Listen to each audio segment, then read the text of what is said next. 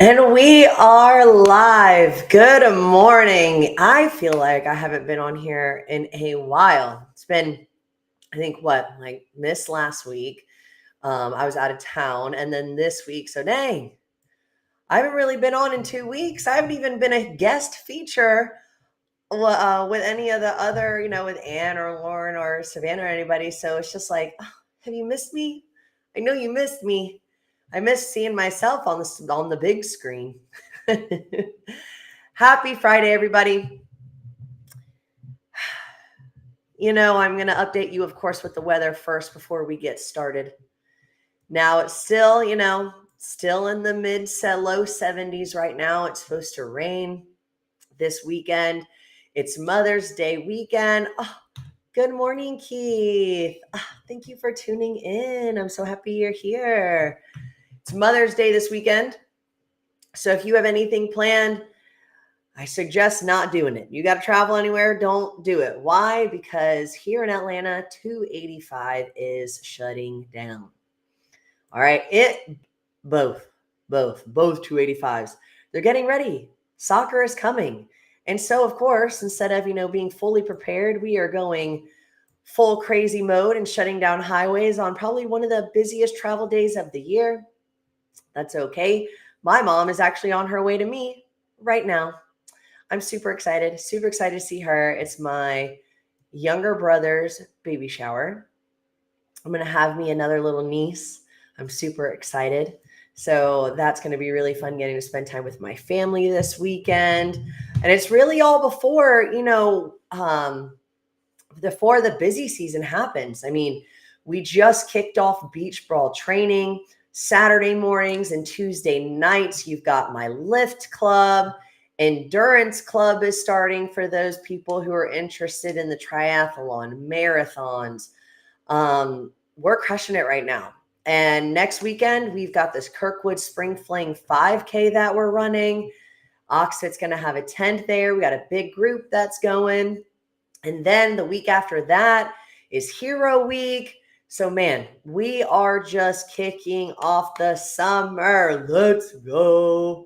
Can't wait. There's nothing better than being in Oxford in the summertime, doors open, sweating, little bit humid, and you're just getting it in with your best friends. Man, there really is nothing better. So what do you have planned this weekend? What do you have going on? I know I ask everybody in class what they're doing. Some people are flying out today. Other people say that their parents live close by, so they're not driving really far to get to their mom. But, whatever woman it is in your life, whether it's your mother, your sister, your grandma, your aunt, your wife, your partner, whoever it is, make sure to wish them a happy Mother's Day. There's nothing I love more than a strong mom. My mom is crazy. Talking about strong moms. My mom's class, shout out to mom's class at EAV in Grant Park. Those mamas just be crushing it. Now on the lines of crushing it, we've had, we're midway, I think, already close to midway of this cycle. So we don't have too much longer until this cycle is over. And I mean, people are getting stronger. They're getting faster. I mean, we are getting strong, fit, and ripped. And with that comes just even more business. We've got work, we've got kids, relationships, personal goals. And so it's really easy to forget that taking care of ourselves isn't a luxury, it's a necessity. Small intentional self-care rituals can make a huge difference in how we feel, think, and we show up for the world around us. So even though you might be crushing it right now, and it can be in any areas of your life. It can be you're crushing it at work. You just got a promotion.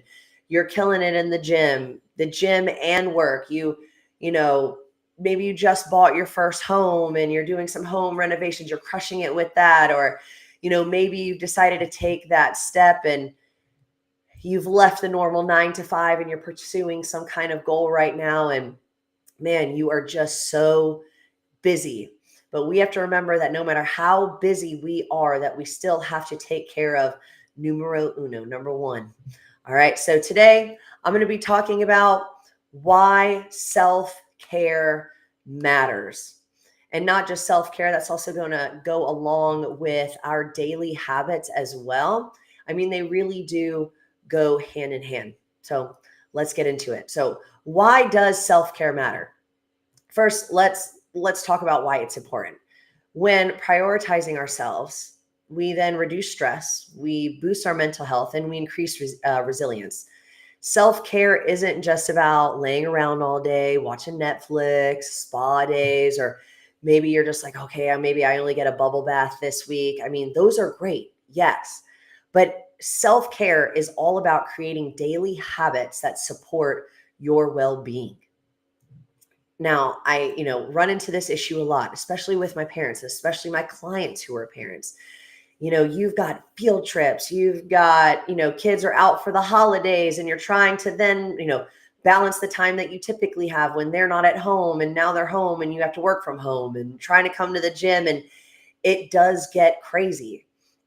And so that's why we need to implement these habits that we create so we are prioritizing self-care. So now imagine you're someone, I'm not talking about myself in the sense of, my daily habits, but I am someone who does have issue with prioritizing my self-care. And I work myself sometimes to the point of exhaustion because I do have big goals. I'm working with my team. I'm working with my athletes. There's so many things that I'm doing that I tend to, and we all do this, put ourselves on the back burner. We put our partners first, then we put our kids before that, and then it's our job, and maybe it's our parents or siblings, and then we're just dead last.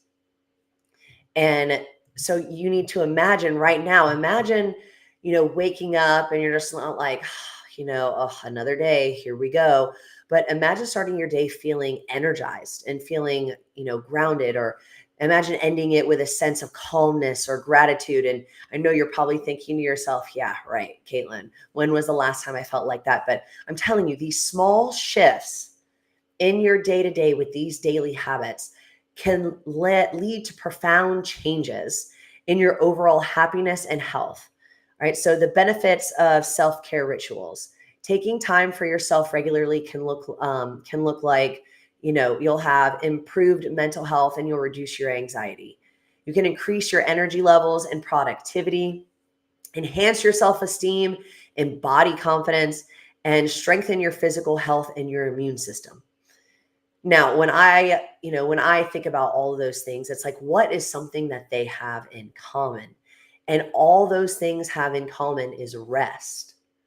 All right.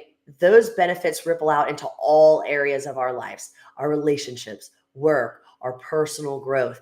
And so it's like, I would love to have a better, like better my mental health. So I'm not constantly stressed. And I'm not always having to be like, okay, I have to take these nighttime vitamins, some L-theanine, some magnesium, just to shut my body down and turn my brain off. It is so difficult to really go home and just relax. Like, isn't that crazy? You're go, go, go all day, even especially if you're someone who works from home. If you're someone who works from home, it's kind of like you're almost stuck there in the sense of like, how do you separate being at work and being at home? How do you do that? How is it that you're turning off for the day? When do you set that do not disturb up on your phone? How do you, then you wake up in the morning and you roll out of bed? Maybe you're still working in your pajamas. You're super tired. How is that affecting your productivity? And so I find a lot of times that people who do come to the gym, they do tend to come because they are looking for that community and they're looking for that happiness and that energy, and, to come be with your friends in the middle of the day when you've been working, all day. So, taking time for yourself, once again, it can improve your mental health and reduce anxiety. It increases your energy levels and productivity, helps to enhance your self-esteem and body confidence, and then strengthen your physical health and your immune system. Why do you think you're always sick? Why do you think you're always stressed? I can't stress this enough, that if something were to happen to you and you couldn't work, your job would replace you like that. It's nothing to them, but having a job and paying your bills, affording groceries, and especially in this climate right now, you can't do without that job. So you're over here working yourself into the ground. And what is it really doing for you? So now let's talk about some practical self-care rituals to incorporate daily.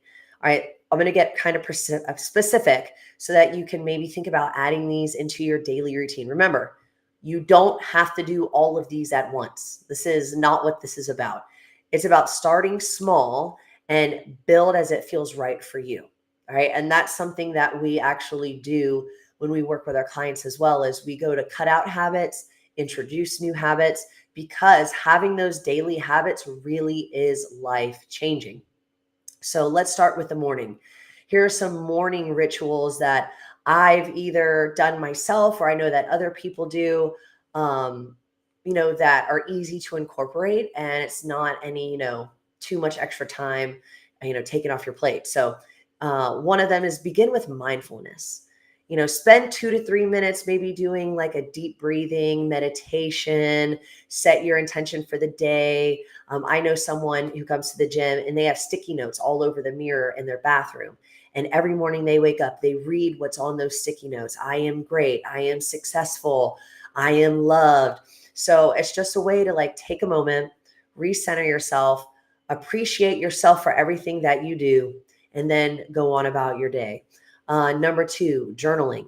This is, I can't tell you how many notebooks that I have, and I'm pretty bad about the fact that I'll like fill up one halfway, buy a new one because I love notebooks and pens and school supplies. But writing down the things that you're grateful for, or maybe your intentions for your day, it really does the trick. There's nothing that I love more that, no matter what I have going on, I just write it down, read it. I could just be scribbling in there, like maybe it's my little burn book.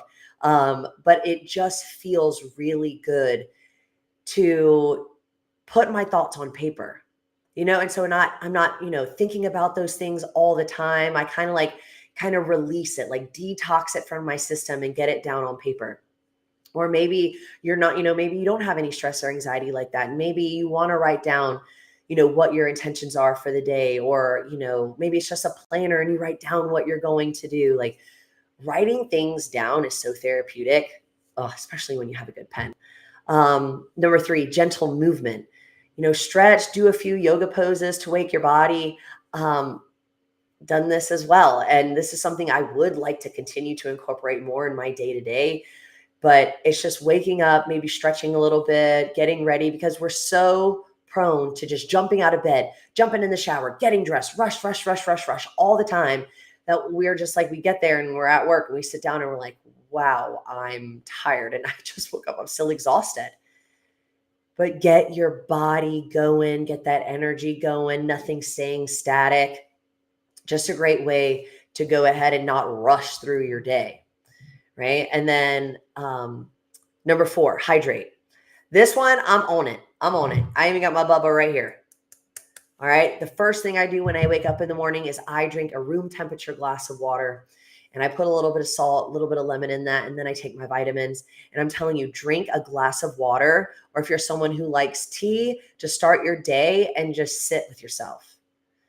Sit, think, or maybe just hydrate. Maybe you're thirsty. Maybe you just need something to drink. Maybe that'll, help with the with you being so tired in the morning and so cranky. Drink you a glass of water. All right. So those are some morning rituals that I can definitely stand behind. And now midday rituals. I know a lot of people that we have come to the noon class. They love it. It is part of their Monday through Friday. They come to noon, they take a break from work, they'll put there in a meeting, they'll, let their bosses know this is my time. And I love that. And they come in, they see their friends, we get a great workout in, and then it's back to work. But man, splitting up your day like that can keep you from just dying, right? You got, you wake up, you drink your coffee, you have some energy, and then you just keep plummeting down for the day and you hit that midday crash. So number one, take a short walk outside, even if it's just around the house. Movement does boost your mood. This is a scientific fact. Movement boost your mood. Maybe you go stand in the sun outside, take 10 minutes, let the sun beam on you, get those endorphins. I can 100% say that's probably my favorite way midday to re-energize myself. Number 2, have a nourishing snack. Think fruits, nuts. Maybe it's your meal prep. It's a balanced meal. Maybe it's something as simple as, one of my favorite things that I used to do was I'd take some turkey meat and then I would slice up an avocado and I would roll it in and eat it almost like a beef jerky type cheese situation stick. They're good. They're good, but who doesn't love taking a break to eat? I know I do. And then also, you don't even have to get up from your desk for this one, but you can pause for a few, take a deep breath, do quick mindfulness exercise to reset your mind. There is one that I recommend. And I do that. I've done this with my husband before bed. We've done it midday. I've done it while I've been at work, when I've had to be here all day. And it's by Andrew Huberman. And it's this no sleep relaxation, like timed little, what would I wouldn't call it a meditation, but I guess you could, but he walks you through this breathing and finding, feeling out your body and, relaxing. And I will tell you, it does wonders. So look it up. And Andrew Huberman, it's on YouTube. I listen to it often. I can't believe I'm blanking on the name, but it's called a no sleep something. So look it up. You won't regret it. All right. So midday, it doesn't have to be anything crazy, or just come to the gym, work out in the afternoon class. Then we have our evening rituals.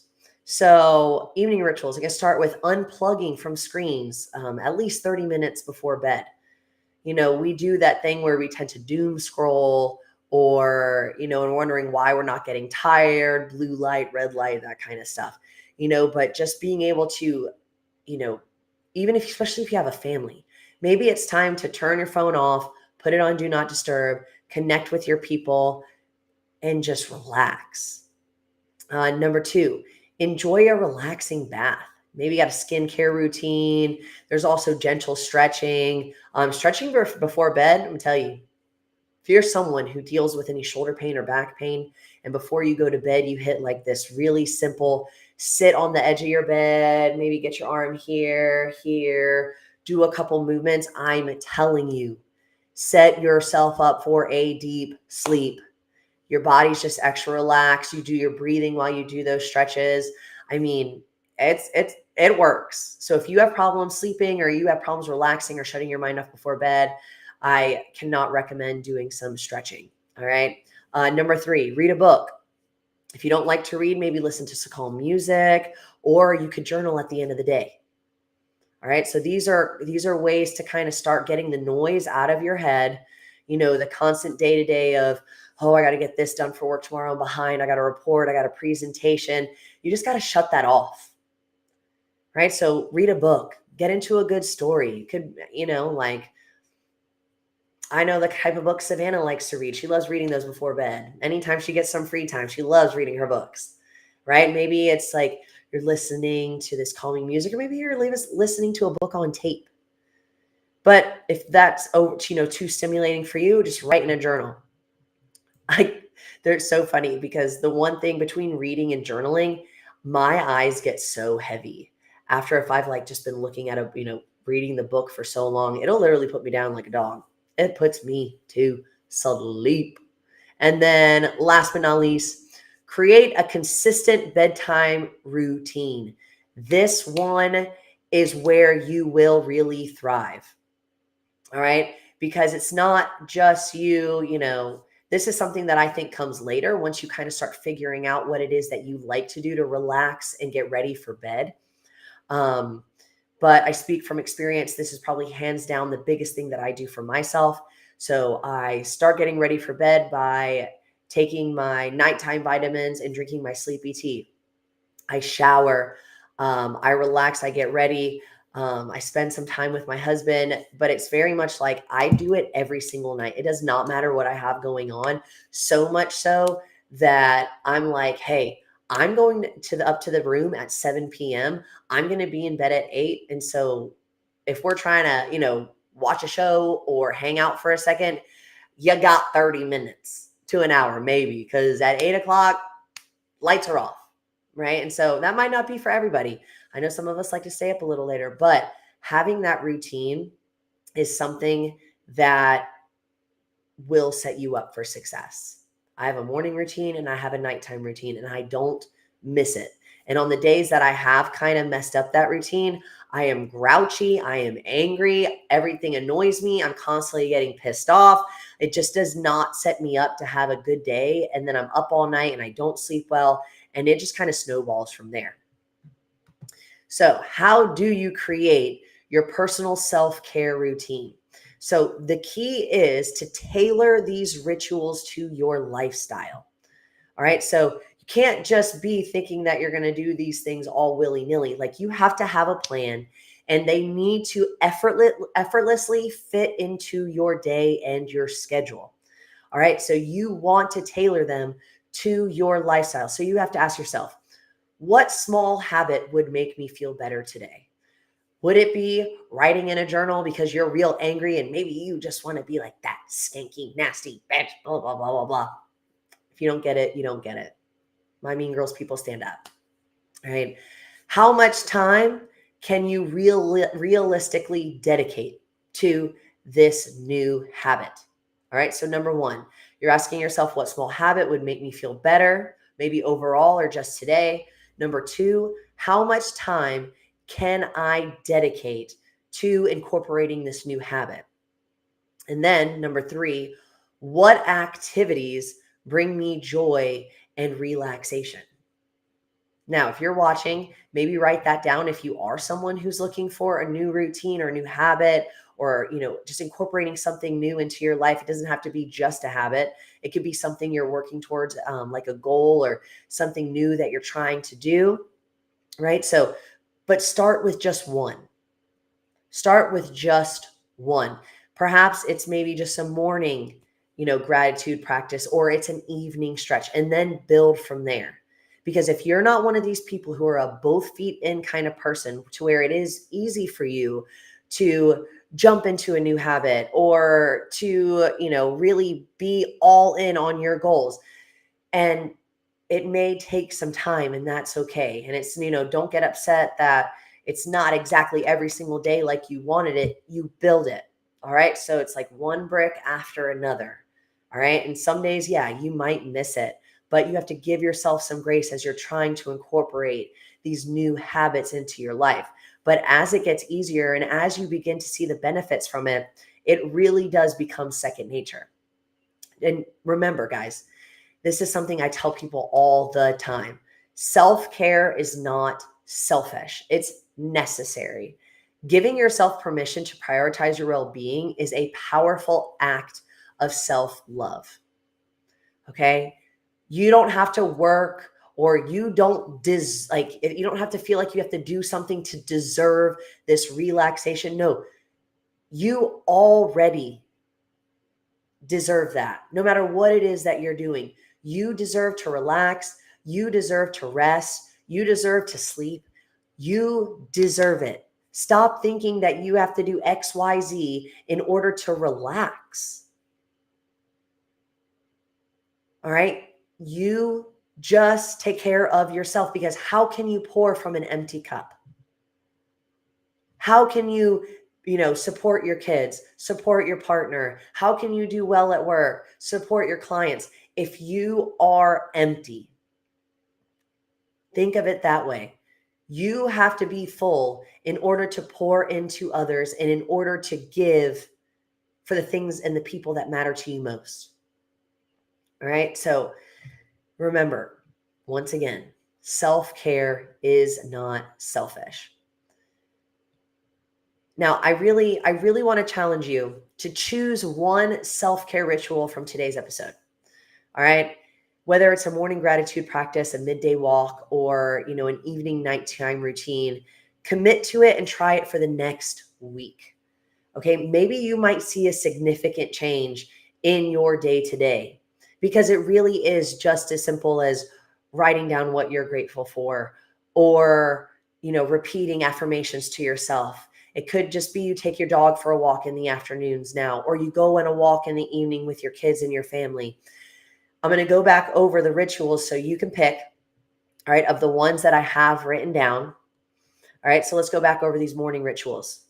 Begin with mindfulness. Spend 2 to 3 minutes doing maybe deep breathing, meditation, and set intentions for the day. Number 2, journal. Write down the things that you're grateful for.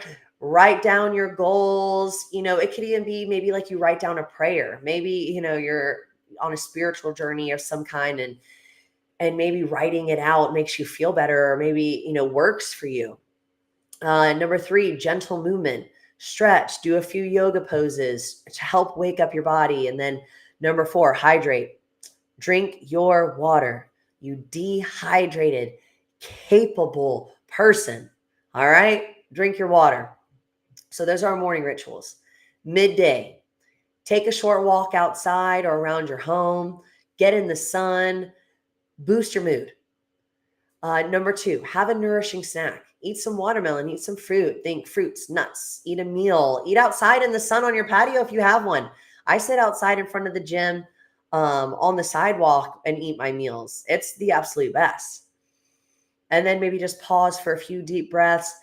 Listen to the Andrew Huberman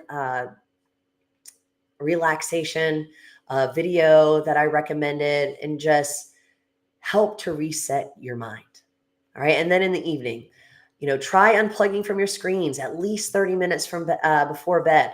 Chill, hang out with your family, talk about your day, talk about talk about tomorrow or what you have going on. Maybe getting it out will help you relax. Enjoy a relaxing bath, maybe start a skincare routine, gentle stretching before bed. These are all ways to just relax the body. 3, read a book, listen to calming music, write in your gratitude journal. This one's calming the mind before bed. And then last but not least, create a consistent bedtime routine. Maybe it's you take your vitamins, you dim the lights, you drink a tea, and then you get in bed. Figure something out that works for you, right? So that's my challenge for you.